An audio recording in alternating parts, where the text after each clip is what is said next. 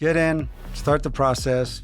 Money loses value daily unless it's invested. Right. $100 today is not going to be $100 in a year. Rather than going out and buying that I have options. $100,000 truck or that $100,000 boat. Absolutely. Hey, and I'm guilty of it myself. Excited. You got money in your hand now. What toys am I going to go buy? Had I had somebody talking to me like we're talking to people right now, I could have had a whole different path. What's up, Colorado? Chris Lopez here, and today's podcast is going to be a deep dive into understanding the options you have to finance rental properties here in Colorado. So we all love buying real estate or want to buy real estate, but part of the power of buying real estate is having a bank or having a lender help you finance the property. So this is a continuation of our Fire on Fire series with Jamin Cook and Paul DeSalvo. Good morning, Jamin. Morning. Good morning, Paul. Good to be here. So what's Fire on Fire? Well, I think so. We're on our third podcast, I think, for Fire on Fire. Fire on Fire was created after I got injured on the job and was looking for something meaningful to do and educate other firefighters that there are other options out there besides your 401k to secure your retirement. And so Jamin and I started talking and said, you know what? He was in the same boat. He got injured. Of course, his surgery was much better than mine. He must have had a better doctor than me.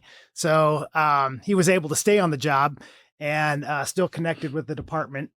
And we started talking a lot. And what we wanted to do was just really start reaching out to firefighters and educating them. And so it's gotten a lot of traction. We've got firefighters from all over the state calling us, asking for information. Classes. So we're going to be doing classes, in-person classes, webinars.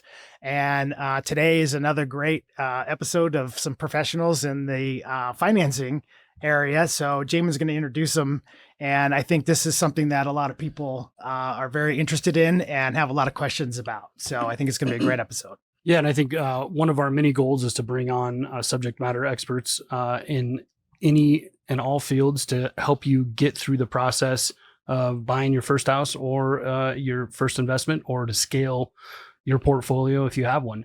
So today we have Corey Sutton and Dan Janniksen from U.S. Mortgage Solutions, and they're both firefighters and have started their own mortgage company. So good morning, guys. Yeah, thanks for having us. Morning. Yeah. Thank you. So Corey, tell us about yourself. How'd you get started in all this? Yeah, around 2000, I got into the real estate world, started doing some investing myself, and started a real estate company.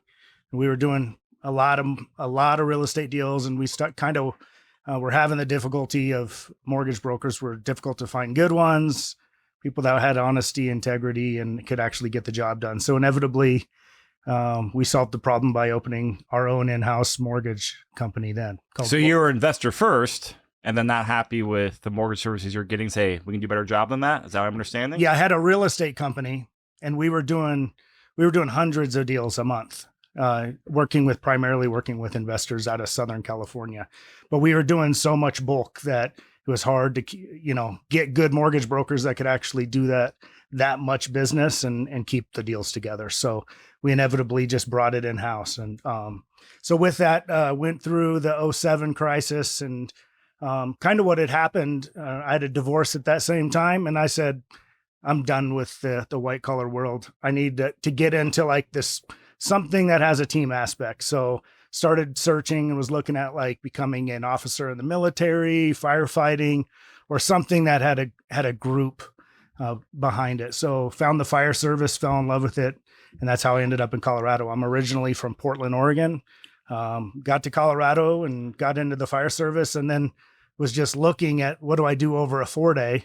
And so I started doing mortgages, and it was awesome. I had a network of 500, 600, 700 people that, I had relationships with already and I could look out for. And so I started doing mortgages. And funny story between me and Dan is we were not always partners. And I'd get a reply from a client like, hey, can you beat 5? And I'm like, yeah, I'll beat 5. I got 4.75. And then they'd call me back, hey, can you beat 4.5? And I'm like, what the hell? Yeah, see the other guy on the other end here. So one day Dan comes into my firehouse at 38s and he's like, hey, get over here real quick. And he's like, me and you are killing each other, man. How did you beat this deal? And I'm like, man, I'm not losing the deal. I'll pay money to beat you. And he goes, why don't we just team up, man? Because we're helping a lot of people. We're doing a good job. And I think we could do better together. And so that's how he and I's relationship started in business together. Yep. I'll let you take it from here. That's it. Yep. My story is somewhat similar. I didn't do the large scale investments that Corey did early on, but I have an uncle that just retired from Copenhagen Fire, 40 years. So my mom's a nurse. So a lot of family is in the medical fire side of things from my side of things. Went to college, ended up not using my degree. I went to get avionics and I was going to work on airplanes and fly and all that stuff. And came back to Florida where I pretty much grew up since 91 and enrolled into the fire academy. I was ready to go down that route and it was going to be fantastic. And 2 weeks before I was going to show up, I saw one of my buddies from high school show up in a pretty sweet car and kind of got to talking to him. And I'm like, how the hell did you get this? You know, you look super successful. We were super young at this point, right? And he told me he was doing mortgages. He was a mortgage broker and he can get me a job and started, dangling carrots and long story short, decided not to go to the fire academy at that point and got hired on with that company and really got sucked into that world and fell in love with it. Became pretty successful quick early on in that company. Became broker of the year. Long story short, ended up opening up another branch and running it for several years before realizing that I could do this on my own. So I ended up starting a company and grew to scale. We had 20 loan officers at one point, multiple processors. We were doing 40, 50 loans a month on average. Got into the title side of things, had a title company for a couple of years. And then, of course, the real estate collapse happened and it kind of changed the world as we know it. And that's where I ended up going back to the fire academy kind of as a falling back on the original plan. So got on with the fire department and picked up right where I left off. I have all the credentials, the experience, the licensing. So I started doing mortgages again, opened up a small company, just myself. And then Corey kind of tied into how we met working for the same fire department, competing against each other. So I was like, you got to come on board. And then I find out more about him. We go out to breakfast. Then we met a couple times and he's a wealth of knowledge. And I'm like, man, you and I can be a strong team together with close to 40 years of experience. We have the same morals. We have the same view on things. We're service minded. And the rest is history. We're in year 5, 6 of being together. And it's been awesome. So, well, I'm excited to have you guys in the studio because you have, investing experience. You have the mortgage expertise. You also know like the first responder community as well. And that's why we wanted you guys, have you here in the podcast studio.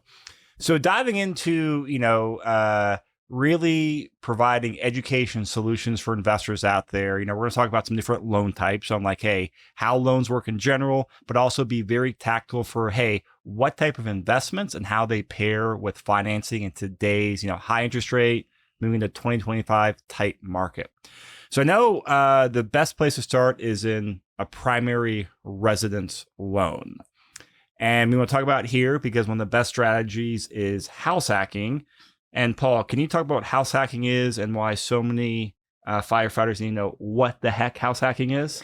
Yeah. So especially here in Colorado, everything's so expensive, especially around the metro area. And where we work at, it's a very expensive neighborhood. So a way to get the guys that just come on the department that are renting, don't have a house yet, and, looking to buy their new home. Maybe they just got married and had a family and they're very anxious to get into a home, but they think that it's too expensive and they don't know how to get into a house.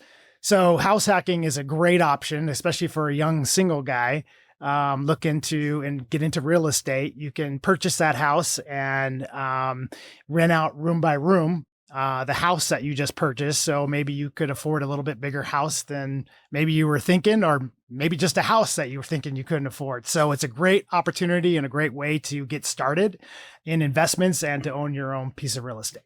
Because I mean, you've shared stories, over the months about, hey, you got people living in Springs and Pueblo driving up to Denver metro area for affordability. Then you teach about house hacking, and now they can live a lot closer to the station, but also they are building wealth as well, right? Yeah, absolutely. That's we've got a lot of guys that come to our department from out of state and up north, down south, and they just think they just can't afford a house here and don't know what their options are. So introducing house hacking to them opens up their eyes that, oh my gosh, I can get into a house right by where I work at, start getting into real estate. So yes, it's something that I wasn't even aware of. I wish I'd known that going back, 25 years. If I had known that, I'd probably be in a whole different position right now. But yeah, great way to get started. So Corey, Dan, for people who do house hacking, they need you guys. They need money.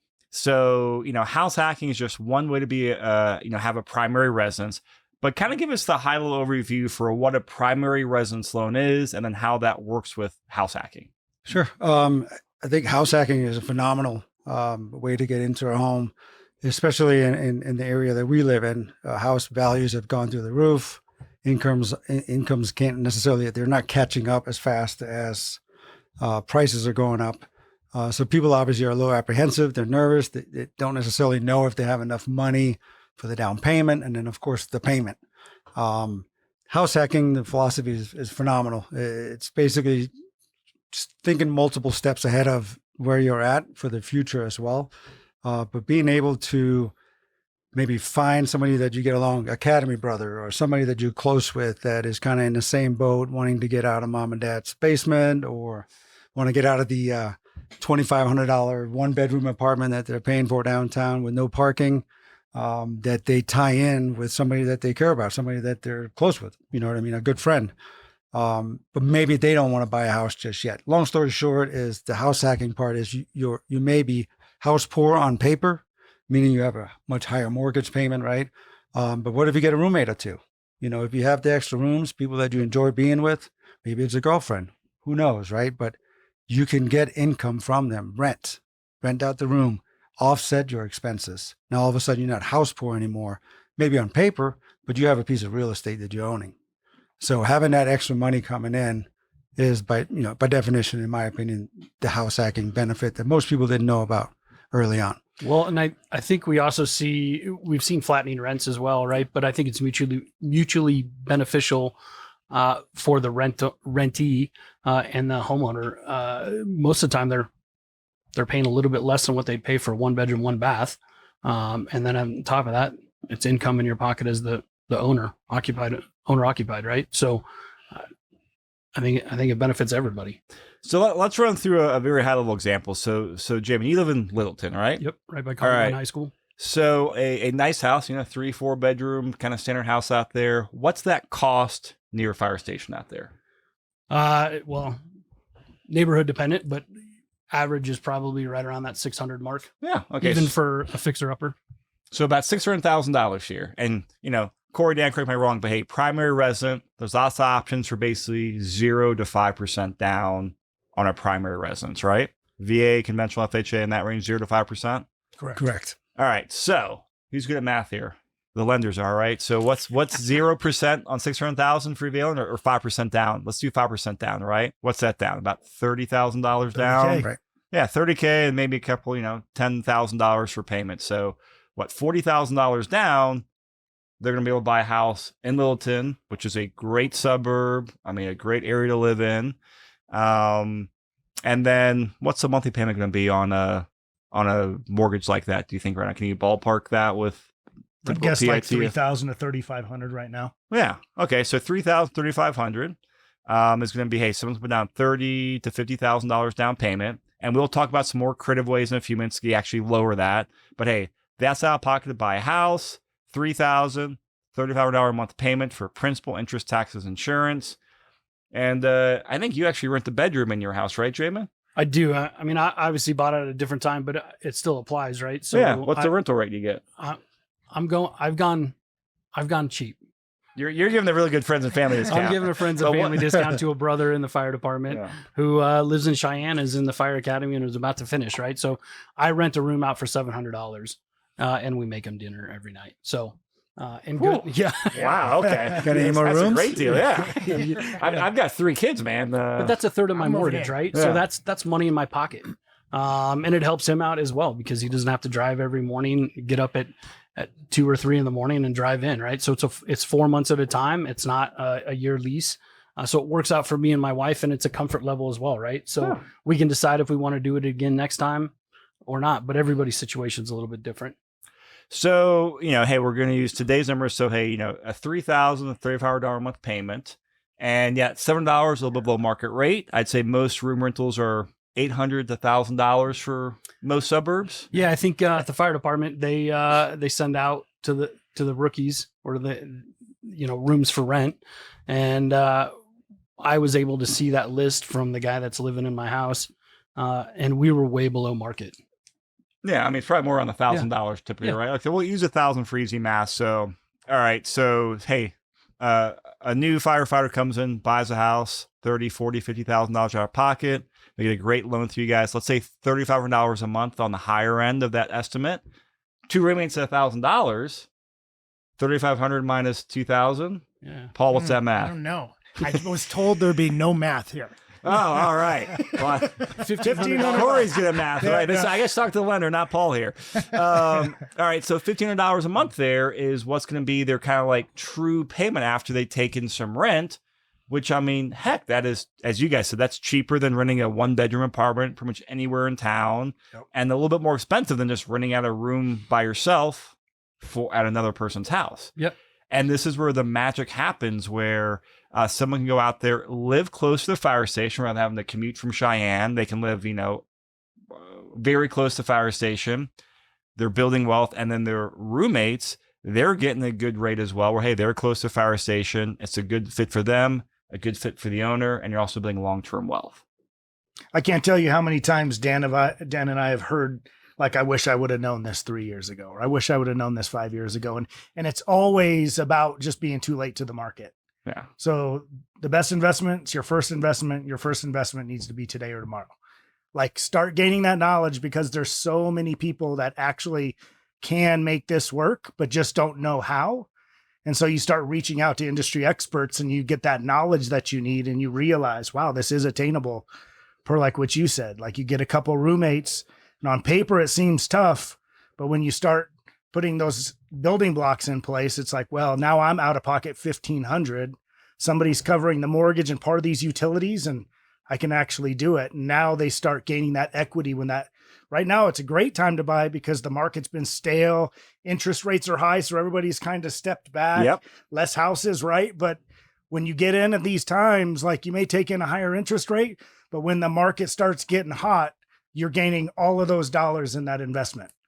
Yeah, you So- can negotiate on price and on inspection right now. Everything. Every investment book in the world says you buy now. And then when it's now, everybody starts getting a little bit freaked out, right? It's scary. It's like, yeah, for sure. So reach out and figure out what the options are, get educated, and you might find out you can't buy, and that's okay as well. You're in the same position you are today. Do you guys offer coaching on how to get Oh, absolutely. Get And I to think that point. that's with the fire service and like Fire on Fire, that is what we do, is like, if you don't buy today, that's fine. We're building a relationship Mhm. because we want you to do the next 4 or 5 properties with us. We want to help your family make the right choices and see you flourish in the future. And that's what our model has been, for Yeah. sure. Yeah. When's the best time to buy real estate? Well, yesterday. Right now. Yeah. Yeah. And then when's the next best time? Right now. Yep. On average, doubles every 10 years. Yes. Sometimes faster, sometimes slower. But if you look at history, that's where we're at. Right. So, we're talking about house hacking, and the reason that's such a beneficial thing from a financing standpoint is, let's say Jamin's a house hacker and I'm an investor. So Jamin's going to live in the $600,000 Littleton property, and I'm going to be an investor. I'm not going to live in it. I'm just going to, put money down and be a landlord while I live in Highlands Ranch, next neighborhood over. So we're both coming to you. Can you walk us through high level comparisons in terms of like interest rates, down payment amounts, and kind of give the audience out there the difference between a primary loan for Jamin and an investor loan for myself, like high level comparisons? Well, I think it's a pretty big question too, right? Like, are you a person that is just looking to buy an investment property? Yeah, I'm gonna Okay. be non-owner. I'm just gonna buy it. I'm not living in it. Sure. Okay. So Do you want to touch on Yeah. that? Yeah. So, I mean, like putting the square boxes together, Yeah. not going into too many analogies. With a first time home buyer program, like a VA, you can get in 100% financing, nothing down. Conventional 3%, FHA 3.5%. So those are the blocks for getting in there. As an investor, there's a lot more parameters around that because that risk profile is higher for the lender. So they started at 20%.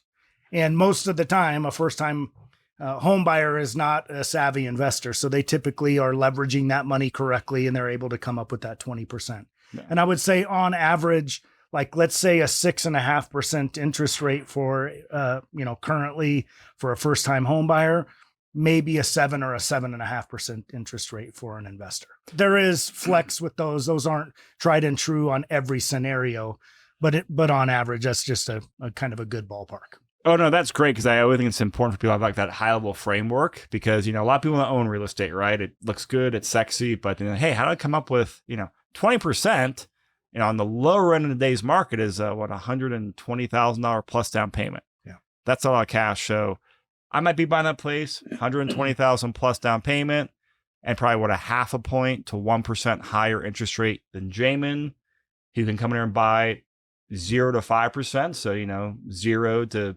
$50,000 down on the high end, and his rate will be 0.5 point to 1 point lower than mine. Is that a fair, basic example on there? I like that. Okay. Because I think it's so important for people to understand the power of, buying a rental property and living in it for 1 year. Now, to get very nuanced on here, hey, I'm an investor. I love the deal Jamin's getting.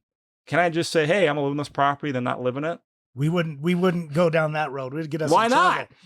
Well, so the parameters of that would be if you're gonna buy it and you want to be an investor, your strategy could be, hey, I'm going to buy this property. I'm going to live in it. So you get that benefit of the lower down payment to come in, live in that property, house hack for a year or two, and then make the decision at that time, hey, I want to turn this into an investment.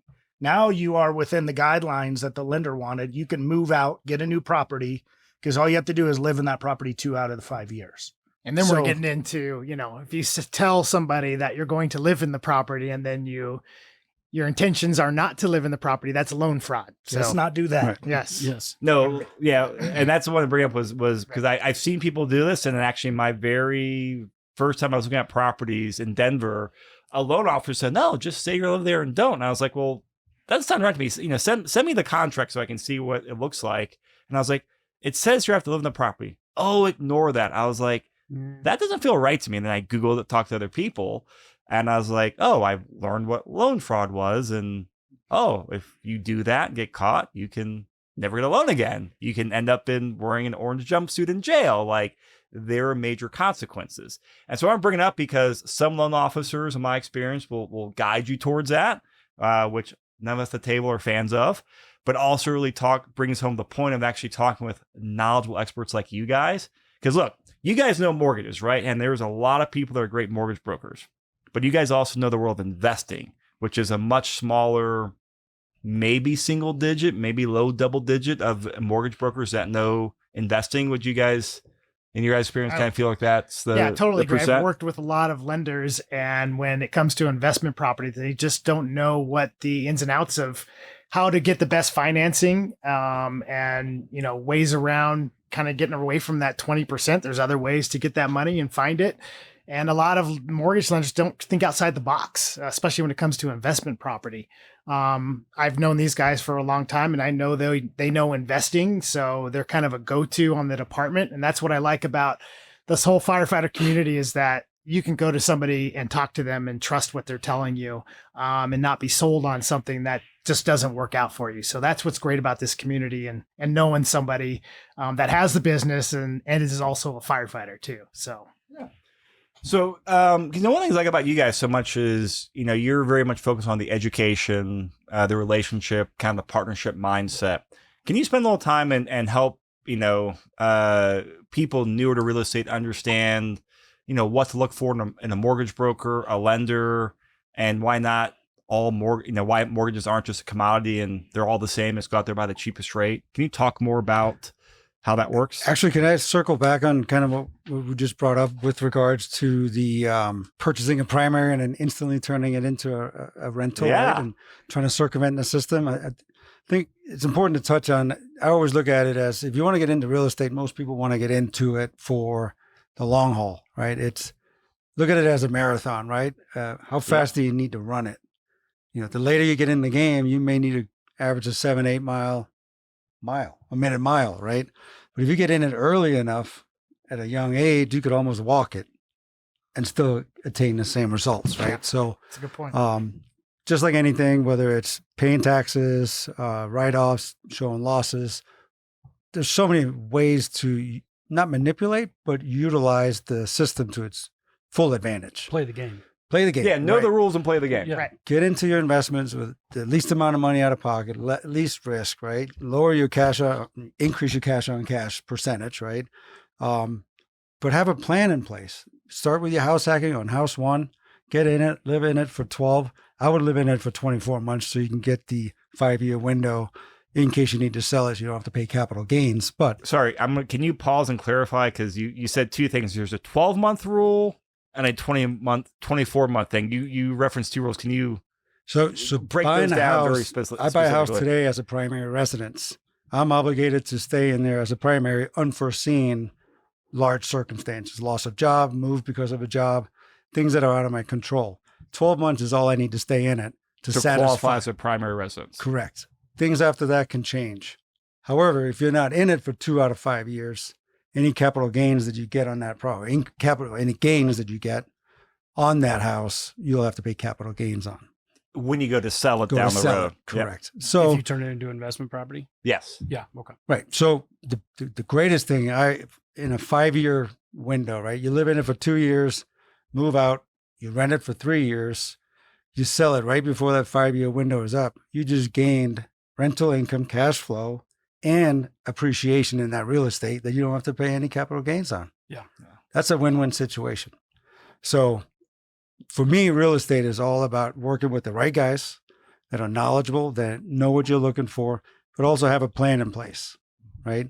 It's not going to happen on one transaction. It's not going to happen overnight, right? Get into something. It's not going to be a dream home. It never is. And if it is, you're freaking lucky, right? Get into something. Or you bought the wrong property. Right. For a house hack. Right. Right. Right. I want to hang out with you. So, but yeah, get in, start the process. Money loses value daily unless if it's invested. Right. $100 today is not going to be $100 in a year. And I agree with that last part you said there about like, hey, you're not buying your dream home. I've always told my clients, and I've house hacked myself, I am buying and living in a future rental property. And I am buying and living in a future rental property because I can go to guys like Corey and Dan and I can get a 5% down interest payment versus a 20 to 30% down payment as an investor. And so that's why it makes sense. Wow, I can live there for 12 months and then live in a future rental property for little money out of pocket. It is one of the best wealth building strategies across the nation. I love that Yeah. saying. I've never heard that. That is amazing. And I Yeah. try to drive that into all the new people and I know you've done it for decades. Like now is the time. If you're young, before you get married, even if you are married, but before you get a handful of kids and have to settle in and really need that house with the bedrooms in the right school district where it's super important, do it before you get to that point. Yeah. Because now you're accumulating some wealth, right? You're getting some equity in your properties. So when all of a sudden you got triplets on the way, you're like, oh, we got to make a pivot and move, Yeah. right? Rather and than then, going boom, and buying that I have options. $100,000 truck or that $100,000 boat. Absolutely. We've talked about this before. How could come people, later. hey, and I'm guilty of it myself. Excited. You got money in your hand now. What toys am I going to go buy? Had I had somebody talking to me like we're talking to people right now, I could have had a whole different path. Absolutely. So it's really good to get engaged in this now. And, maybe you shouldn't buy that brand new truck. Maybe you go get the used one and take that money that you're saving and invest it into some real estate. Start saving it up and buy your first investment property, do a house hack, whatever it may be. Absolutely. No, And then you just find the friend with the boat or the truck. Right, exactly. Absolutely. Yeah, Make just sure you pay for help clean gas, it. right? Help clean it. Bring beer. OPB, other people's Hey, you boats. guys want to know my friend with the boat? Yeah. Thanks for helping me Yep, clean it. yep. It's a really nice boat, and it sits right in the back of his Florida. Those are the best kind of boats, It's right? amazing. And I get to go there twice a year. What's your monthly payment? That's pretty good. Yeah, he can afford it. He's made Yeah, but wise I mean, investments. Your monthly payment is zero. Oh yeah, mine Just a is little 0. beer and some cleaning, some sweat equity. Yep. In really tight shorts. But, you know. So I want to go back to a mistake I see. I was kind of getting from like, hey, people hear the knowledge out here, and as we then look at especially like looking at mortgage rates and picking a lender. I think lenders in general are the least appreciated and usually the most important member of a transaction. Because hey, when it comes to buy real estate, you got all different types of people and team players you need to get the transaction on there. And I've seen this mistake happen where people just say, "Oh, Corey can give me 6%, Paul can give me 5.9%. All that matters is that percent rate." And we all know here that's not the right approach and mindset. Hey, there's more than just a decimal point on paper. Can you guys talk about, how to select the right lender and how you guys, work with your clients initially over the long run? Yeah, I can answer that. I think just from the understanding of it, most brokers is what we are. We go out into the free market and we find everybody's rates from all the lenders. Most everybody's working on the same rate sheets. So we have the same available loans to everybody, if you will. But I would say there's a reason why people shop at Costco and Nordstrom's, right? They know they're going to pay a little higher prices, but they know when they take the computer back because it's broken, they don't ask questions. They go, yeah, let's get you a new computer. Let's make sure you're happy. Or you Customer take service. Yeah. I heard a story a long time ago. And when I was teaching training to all my people in my mortgage industry, I was telling them, one person at Nordstrom's won an award one year, and here's how they won it. A person came into the front desk and said, "Hey, my husband had bought tires here. I want to get a refund." The person said, "Well, we don't sell tires." "No, he told me he got them at Nordstrom's." So, okay. So you have two ways of going about it, right? You can sit and argue your case, or you can come up with the solution. It's Nordstrom's. So the attendant looked up what these tires would cost in the market, gave him a refund. When told the manager approved it. They didn't sell those tires, but what they did is they just gained a lifelong customer because they didn't ask about it. Because I can assure you that wife goes home and says, "Husband, where'd you buy those tires?" And he goes, "No, not Nordstrom's. I bought them at, Les Schwab or something." But the moral of the story is they didn't want to leave that customer with a bad experience because then it gets talked about. Yep. So in this situation, they won an award and now it's being talked about on a podcast, and it's been on all these leadership and sales shows nationwide for years and years. This story's been talked about. And the common denominator is Nordstrom's continues to be brought up. Yeah. Now, I don't shop at Nordstrom, maybe Nordstrom's rack, but but my fiance Jonna loves Nordstrom's for these exact, these things, right? Yeah. So I would say what you're looking for in partnerships, like with Fire on Fire and U.S. Mortgage Solutions, is you're building relationships, and there are actually people that care about you and want your best interest in mind. Because 85% of the mortgage world, people get in it because they want to make big money. Right? They want to do a paycheck. So what happens in that, blinders go over your eyes. And when somebody comes, you're doing any and all ways. Like I have two lenders. One will pay me, $13,000 for this mortgage. The other will pay me $10,000. What's the right thing to do? Because the $10,000 mortgage gets that client a better interest rate. For me, it's an easy choice. I get them the best interest rate because I know they're going to come back, refi. Their next house is going to go through us. And it's not even a thought, but most people in this industry don't think that way.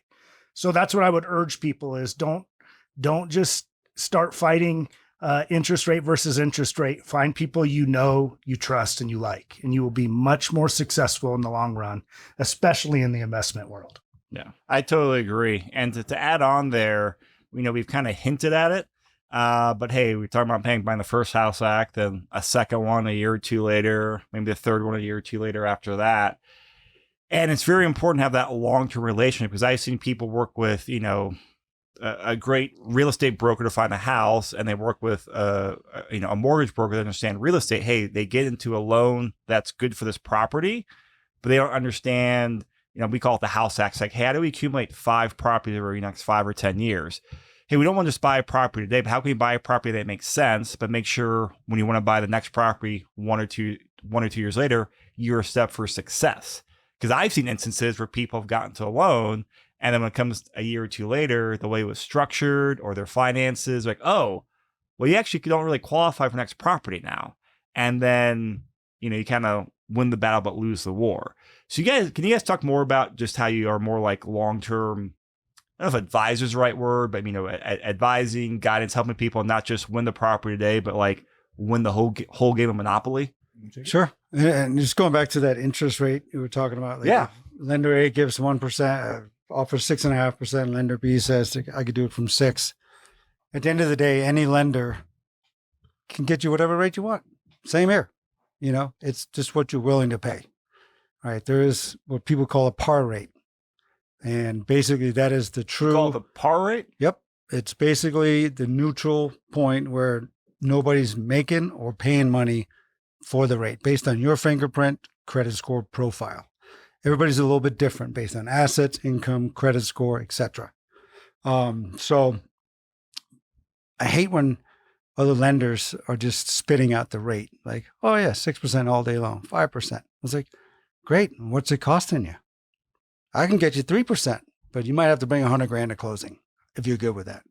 Right. So what's important at that point? So not to get too much in the weeds on that, but you can get anything you want if you're willing to pay for it. And the contrary is that too, is you can go a much higher rate and the bank will actually pay you back. And that's another way to house hack to some degree to offset cash to close.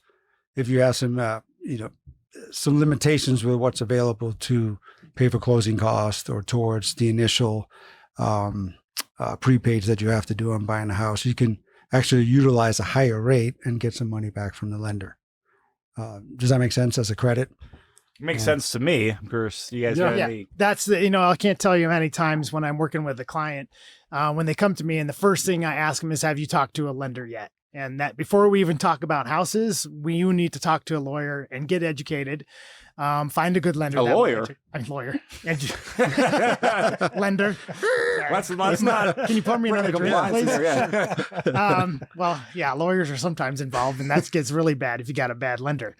But the big thing is that when they come to you, when they show you a spreadsheet with an interest rate and a monthly payment. And sometimes that monthly payment doesn't include all of the PITI. It's just a payment, principal or interest, whatever.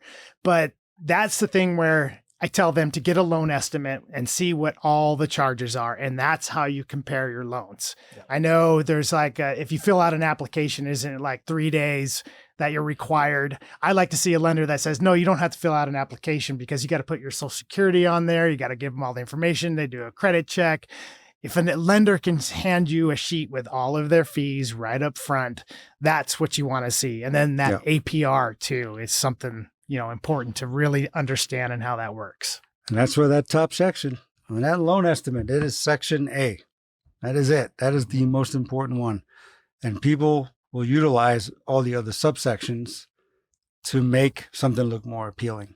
At the end of the day, the insurance is going to be the same. The property taxes are going to be the same. The title fees that the seller chooses, the title company that they choose, are going to be the same. The per diem interest, all those things which fill in pretty much below section B, which is the lender stuff. But the most important column is the top section. That is where the points are paid or the extra cost. That's where origination fees are paid. These are the things, those are the things you got to line up, because everything else can be manipulated and changed. Not manipulated, but it could be estimated, could be poorly estimated up front to give a perception that something is going to be cheaper than it is. And I would say to save people some hassle, to your point, lenders should be giving fee sheets. If they're out comparing, they should have a fee sheet in front of them. So Absolutely. They know it's like for like, and say, So in that section A that Dan's referring to, there's like origination fees, lending fees, processing fees, and then your discount, either a cost or a credit. And those are extremely important because I had an experience recently where I had a client that was giving me an interest rate, and I go, there is no way they're not paying discount points because that interest rate is crazy. Yeah. And I said, What is a discount point? so a discount point. So let's say, like Dan was saying, par is 6%, right? So if that buyer says, hey, I'll take a 6.5%, a higher interest rate, that lender says, hey, because you're taking a higher rate and we're going to make money on this over the long haul, we'll give you a credit of $7,000 to help you towards your closing costs. Contrary, if you want a lower rate, so 6% becomes 5.5%. Now that lender says, we're going to make less money over time.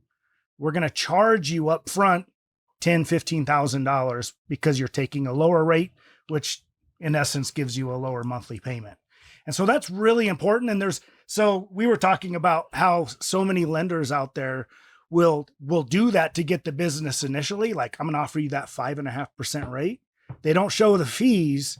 And then they allow that client to get 2-3 weeks. So pass their inspection contingency, pass their appraisal contingency. And then the fee sheet comes across the table and they go, why the hell do I got 30,000? 3 days before closing. Yeah. Right. No, and this happens. Congratulations. all the time. Oh, yes. No You, turning yeah, back you now. know, all Cancel you know all that this furniture. happens. Oh yeah. But please listen, if you gain one thing from this podcast is understand those fees before you get past your contingency periods, 100%. right? Yeah. Because so many people, then you don't really have a choice because your earnest money has gone hard. So, you have $7,500 of earnest money. If you walk from this loan, that's now the seller's money. And what you see is that fee sheet are like, why do I have 30,000 in closing costs on top of this 30, 40K I'm putting down for down payment? I don't have enough money. And some of these lenders are like, sorry. Yeah. It- Now I understand why my Figure it rate out. was so low. Yeah. Totally. Now they're coming to the So, table. With so in this situation I was just talking about, they were about a half point lower than mine was on the sheet. I just go get the lending fees. Just ask him to give you a fee sheet. And he's like, well, what is a fee sheet? Just ask them. They know what I'm talking about. They sent it over and it was exactly that. $17,000 Wow. was what that interest rate would cost. So, and I was just like, I'm sorry this happened to you, but the timing was right. So we ended up closing the loan, gave them a super deal. They were super happy. So, and I think that's why we gain those clients. And then that person's going to tell 5-6 people. And think that's it- just how it is. I think it circles back to, we talked about it earlier, right? Trust, relationships, work with people work with people that refers you to people that other people have worked with. It's so important because the guy sitting in Pennsylvania with a headset on telling you all these things, hey, if he loses you as a customer, guess what? He's got 10 other people he probably tweaked the truth on, and it's just a volume thing. So keep it local, keep it, in circles that you trust and use your gut when it's telling you that something doesn't seem right. Yeah, Nobody- you triggered kind of two other points in there, Dan, is that the local versus national. Like, hey, I mean, I've had instances where, hey, especially when the market was hot, right? There'd be multiple offers on one property, back a couple of years ago, 10 offers on one property, right? And there'd be instances where, hey, the offer is pretty much the same. Hey, same closing timeline, same price, same type of financing. But one is, hey, you're working with a local lender who, hey, he's 3 miles down in DTC versus, hey, a national one in Utah or Pennsylvania. And the listing agent who's representing the seller has often, recommended, hey, this local lender, they know the market, they know the game. I'd recommend going with it. Everything's the same, but the lenders are variable on here. And we have won deals just because we work with local lenders versus the national, 800 companies as well. So I love that. The second thing is going back to the fee sheets, because I can't stand when lenders pull that nonsense. Oh, hey, 3 days before closing. People are like, what the heck? I mean, in my experience, it's pretty standard. Like, hey, I come in, talk to you guys, or talk to another great lender. We go through all the basic, hey, what's my goals? What's my finances? You eventually pull my credit, go through my pay history, all that. Then we actually go out there. Paul and Jamin help the client go out there and find get under contract on a property. Well, usually within a couple of days, the lender's sitting down with, hey, here's our fee sheet. And here are 2 or 3 options on how, hey, if you want a higher interest rate, you'll save some money at closing. Or if you want a lower interest rate, you pay a little bit more. But in my experience, great lenders will sit down with you, 2 or 3 days after you go to contract, Paul and J-Man, and say, hey, here are some options. And here are the real costs, since we know you and we know the property. And if lenders don't do that, that's a red flag for me and my clients. For sure. So I love it that you guys focused on the local.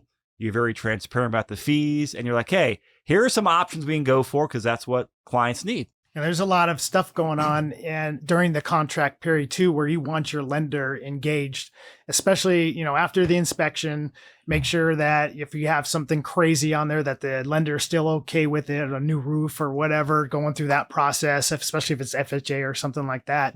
But also when you get concessions, how much can I do for concessions? Having that lender there, knowing how much that can be and what the ceiling is on those, on certain loans that you get. There's a certain ceiling on that sometimes. And just how to navigate that and to pick up the phone and be able to, you know, answer that question quickly, especially me when we're in a negotiation, I need that answer pretty quickly. Like, where are we at for our ceiling, especially on an FHA loan or something like that? Are they going to be doing down payment assistance, closing costs, and where is that ceiling at? And then understanding that and knowing that right away is super important.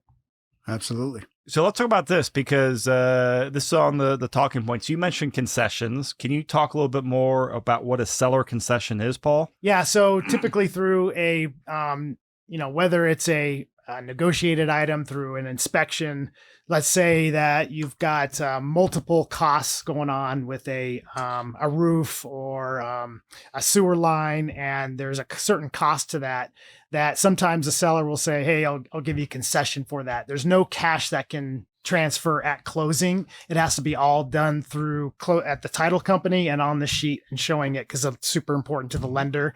If you do some cash transaction, that can blow up the whole deal. So there is down payment assistance where the seller can say, hey, I'm going to put this towards concessions. And the lenders generally have a good idea. You guys know about FHA and what the ceiling is on that. But yeah, you can just give a credit. The seller gives a credit back. It's called a concession back to the buyer, and that can go towards closing costs. Yeah. So every transaction has fees outside of the down payment. And this is important for people to know, because this is a question that we have all the time, especially for first-time home buyers that never have done it. It's like you have a down payment, and that's money that has to be put down to meet the guideline of that loan. But then outside of that down payment, there's all of these additional fees that go with purchasing a home. Your inspection fees, appraisal costs, all your escrows for title and insurance and things like that. So those things, as Paul was saying, you can have the seller assist you by putting money into that pot to pay those fees. And that happens a lot of times, and that's a strategy to have less money out of your pocket to make it work. And so, and I think that's what's really important from that investment strategy is you want to keep as much money in your pocket as you can. So when doing that, having a team of realtors that know how to go and negotiate for you and get the money, as much money in the transactional fees. And then you have lenders that are on that same page where they know how to put that money there. And let's say they've negotiated $2,000 more, all closing costs were covered. Then how do you eat up this $2,000? A lot of lenders will just go, no, we're good. Money left on the table. Don't leave money on the table. So no, that's what a we sin. would do, yeah, right. I've seen that a bunch of times though. So Dan and I would be like, oh, okay, let's look at the fee sheet. Let's lower this interest rate to eat up that $2,000. Yeah. So I call the client and go, hey, instead of 6%, I got you 5,875. What do you think? And they're like, well, what do we have to pay for it? Nothing. Paul and their team got it taken care of. They had some money left over. We got you a lower interest rate. It's done. Well, and I think when you say your team, it's the lender and the realtor that's creating that team, right? And on the backside, there's a bunch of stuff that needs to be done, and the buyer or the seller doesn't actually see that. But that relationship between the realtor or real estate agent and the lender is huge. Yeah, I've always been under the assumption when I was in the real estate side, I always told my clients, your mortgage broker is going to make or break this deal. Choose a good one. And here's my list of 3 that I would tell you. I don't care if you have a friend or a family member, these 3 will get you the best deal and get the job done. So that was the whole purpose of why we brought it in-house. And so we had control of it. And quite frankly, the reason Dan and I got together, because he was doing such good deals. I was like, I got to stop, fighting with this guy, and we got to team up because he's doing it well. And I'm glad you brought up like the friends and family. I've seen people make this mistake with, hey, my wife's sister just got her real estate license, or, my husband's brother just got their mortgage lender license. And I understand, we all want to help friends and family here, help them in their job, professional or business or whatever. But when you're out there buying a home, which for most people is their biggest transaction up to that point in their life, and probably bigger if they buy more houses, that's not the time to be charitable or let your friend who's done 2 transactions, you be part of their like quote unquote learning curve.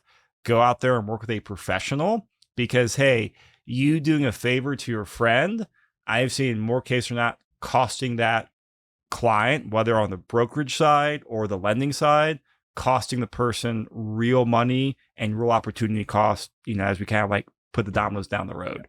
So like always talk to multiple people. But I highly recommend you work with professionals with a track record, especially people that have been through not only good times, but some bad times as well. You've been through some crashes and like, the good, bad, and ugly. And that's so valuable to real estate investors and clients out there. Yeah. And you want to know what the added stress is we have to sit with them at dinner at the firehouse. Yeah. That's what I was going to say. That angle. We got to see him at work. There's some accountability to that for sure. That's what I was just going to say. Really holding your feet to the fire, right? Yeah. On the, especially on the fire department, because your reputation is at stake. And you mess that up, that's going to spread like wildfire. And guess what? You have one crummy deal that lasts a lifetime of your career. Oh yeah. It'll get discussed at the firehouse table. Yes. Successes and failures. Yeah. It's not the 50 good ones before, it's that last one. No, the fails get discussed. 50 times more than successes, right? Yeah. That's a good point, actually. Really good point.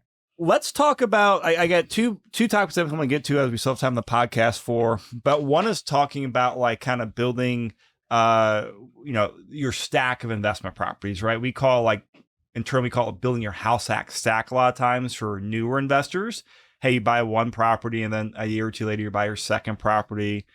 In a couple years you buy another property, like the house hack stack.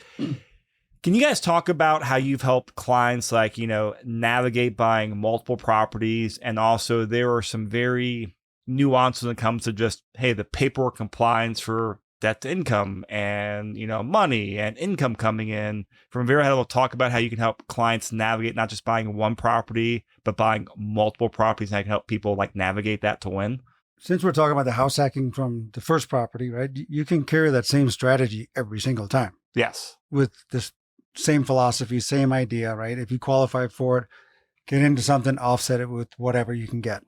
I think you alluded to or asked the question earlier pertaining to how do I know if the property I'm buying today is going to be the right property 2 years from now or 12 months from now to be that investment property that's going to send me down that path of multiple properties, starting to build my portfolio.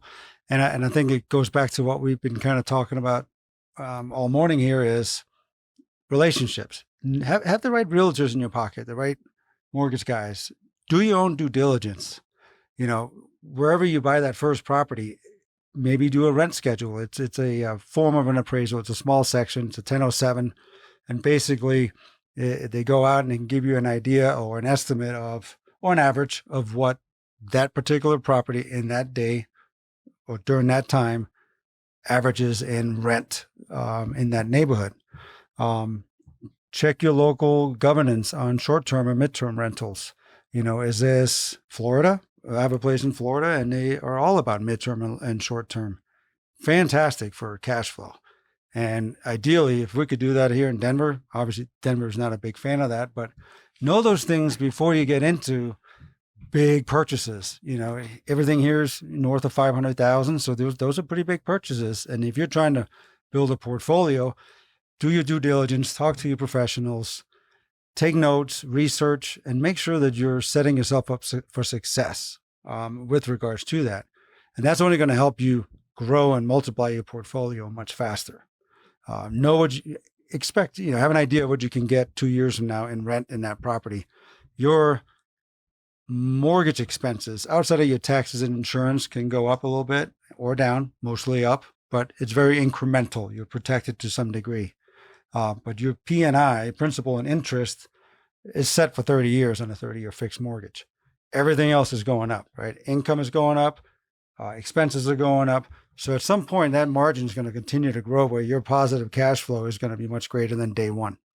So looking at all those things and having an educated guess or a projection of where you're going to be at when you make that next move is only going to help you move faster, right? Whether you take equity out of that, use that as a down payment towards the next property, whether you sell it after 2 years, maybe use it for 2 properties, who knows, right? But be smart about it and research the area that you're buying in before you move to the next level. Yeah, and I think surrounding yourself with a network of people that can do that, and which is what we're trying to create and what you guys are a part of, is this network of people that is trying to push everybody to the next level, right? And we're gonna have some failures, we're gonna have some successes. Everybody has their own, and learning from that as the individual. I agree. I think to your point is, I think investing is about planning, right? And I think have an executable plan based on where you're at today, where you're going to be at tomorrow. And rather that plan, it needs to be realistic. And I think a lot of people use that 2-year strategy because a couple of things happen. You get the stability of paying that payment for 2 years, kind of feeling it out. Also, you're able to save money, which you might have to use for the down payment of the next one. There's some strategy in terms of your capital gains. So that 2-year mark is a good place to start.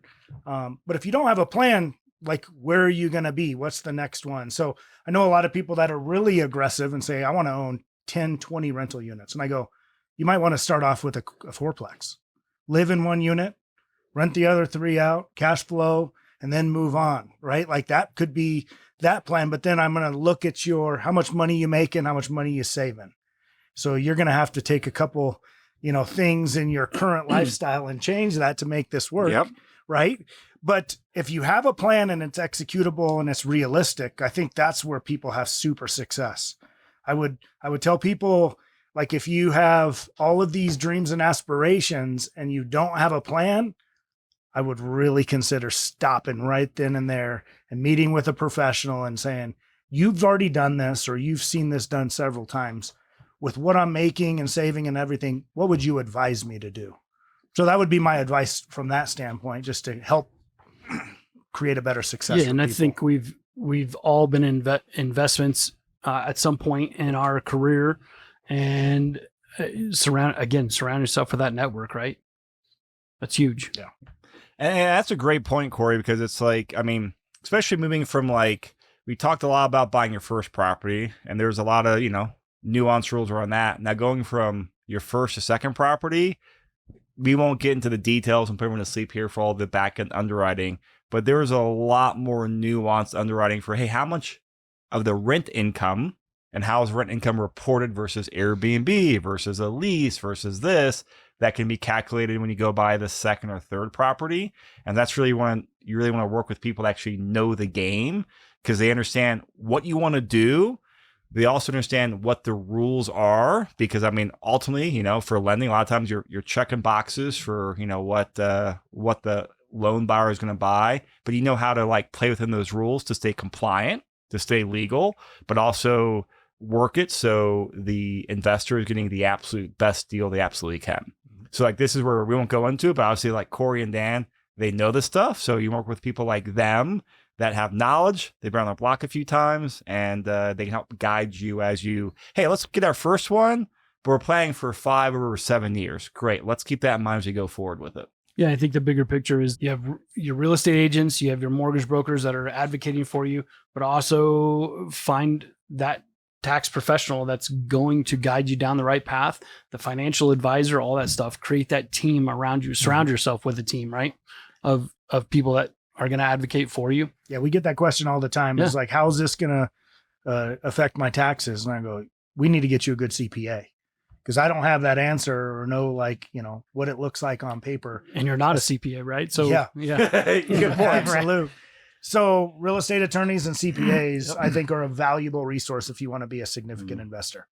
Yeah, having a good team. I know in the commercial, buying a lot of commercial real estate, what was great for me was I had my agent, I had my lender, you had the bank, you got the insurance guy, you got the appraiser. These are all people that want you to succeed. And especially when it comes to the bank and you send them a underwriting. And in a couple of hours, the bank's like, yeah, this is a good deal. You're approved. You know, you just scored. And even in residential, you want to find somebody like that just isn't going to say yes to you. Like, yeah, I just want to get this loan. I want to get this money. I want some guy that's going to look at it and go, you know what? Maybe this isn't a good deal. The numbers aren't making sense to me. I want somebody to say that to me. And Advocate just too many for you. times Absolutely. I see where you walk into a lender, they're just like, yeah, go ahead. It's approved. Just give me my money. I want somebody to scrutinize me and say, hey, maybe this isn't a good deal. But because I know in the commercial world, if that bank approves that loan, you know, you just scored. And if they do it quickly. So that's what I like in the residential part too. And you guys, I know you do that. Yeah, You know? there's an industry term called commission breath that Yes. brokers and lenders, I Right. mean, some would go, hell, and a commission breath. Oh, just say yes, get the deal done. So, hey, everyone gets paid at closing, essentially, is how most, lenders and realtors work. Is, you don't want people with commission breath. When people say, hey, we've all sat here and said, dude, kill this deal for a variety of reasons. And while we all lose out on one commission, and we all have the belief that, hey, we'll get paid 10 times on that for goodwill and future transactions and referrals by saying, hey, dude, this is just walk away from it. Like walk All away with a day. couple thousand Doesn't bucks make and walk sense. away. Yeah. So we're wrapping up here, and I think we got to start calling this whiskey and fire, Jamin. Sure. I think it's part of the reason Paul had some trouble with lawyers and lenders a few minutes ago. Yep. But we're starting a nice tradition. So yes, the chips and whiskey for breakfast. Right. Sure, that's the beginning. But Jamin, what are we drinking and talking about real estate today with? Because this has been a nice treat. Well, every time I try to bring in something different, right? So today we brought in Thomas H. Handy, which is the Buffalo Trace Antique Collection. Comes out every year, and if you're lucky enough to find it, grab it. If it's the right price. You somehow always find them. It's relationships. There you go. Boom, boom. He's a networker, right? Yeah. Yeah. Do you give this out as a real estate gift, like a closing gift or something like that? Yeah, Nope. I I probably would say no. no, I do. I know firsthand. Oh, yeah. You live too far away. I can't drive that. No. I would have came and got it, but it's that's another podcast. But you're a tequila guy, aren't you? I'm starting to like that too. So. All right. Well, hey, guys, it's been a great episode. So, Jamin and Paul, as always, great job on content, and our guest and subject matter experts with Corey and Dan are absolute, great guests on here. So, guys, thank you so much. We'll have you back in the future to talk more. And we will put contact details in the show notes. People can reach out to you for, advice, lending guidance, just general like real estate strategy. Or of course, always reach out to Jamin or Paul if you guys need an introduction. But we're all here to help people understand the game, understand your situation, and find that right angle for you to hey, where you're at in life, what makes most sense for you in today's current market. We all have that same attitude and want to go out there and see people win. So Dan, thank you. Corey, thank you. I appreciate it so much. Nice to meet you guys. Thanks for having Thanks, me. It was Chris. great. Thanks, everyone. you. And we'll Thank see you you. next podcast.